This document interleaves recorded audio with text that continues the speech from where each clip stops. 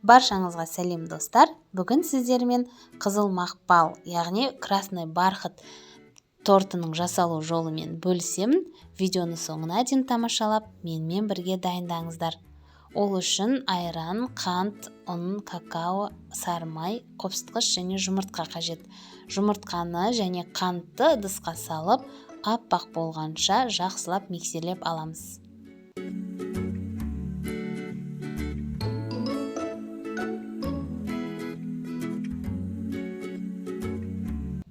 Сосын айранға бояғышты салып, түйіршіктері қалмайтындай етіп араластырамыз. Қажетті ингредиенттердің мөлшерін төменде описаниеге жазып қалдырдым. Сосын жаңағы жұмыртқалы массаға құямыз, сары майды саламыз және құрғақ ингредиенттерді араластырып, електен өткізіп саламыз.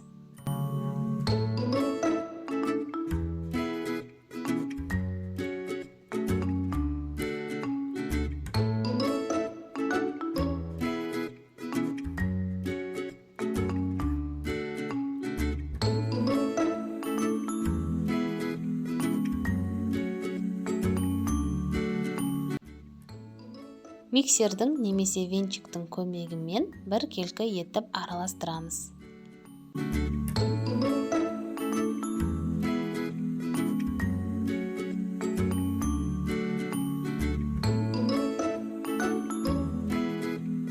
Шет-шетін күрекшенің көмегімен жинақтап, араластырып, сосын 1/3 бөлікке бөліп аламыз. Формаға пергамент қағазын төсеп,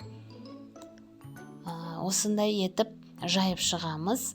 Пергамент қағазын міндетті түрде поклан деген пергамент қағазын қолданыңыздар, сонда корждарыңыз жабыспайтын болады. Ұрғылап, 180 градуста қызып тұрған пешке салып, барлық корждарды осылай пісіріп аламыз. Оның піскенін ағаш таяқша арқылы білуге болады. Ағаш таяқша құрғақ болса, демек пісті деген сөз. Формадан босатып, суытуға қоямыз. Корждарды бірдей етіп кесіп аламыз. Форманың көмегімен кесуге болады, немесе пышақпен де кесе беруге болады.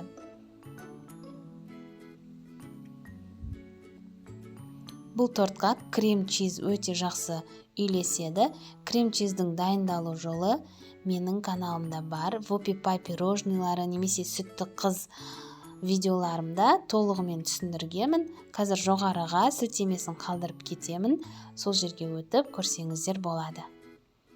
Барлық корждардың арасына крем жағып, тортты тегістеп, кемінде 3-4 сағатқа тоңазытқышқа қойып қоямыз.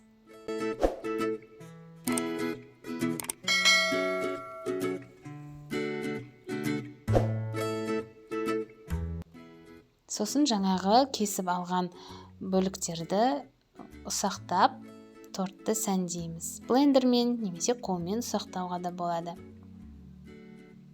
Тортты өзіңіз қалағаныңызша сәндесеңіз болады. Мен осы видеода көрсетілгендей сәндеп шықтым.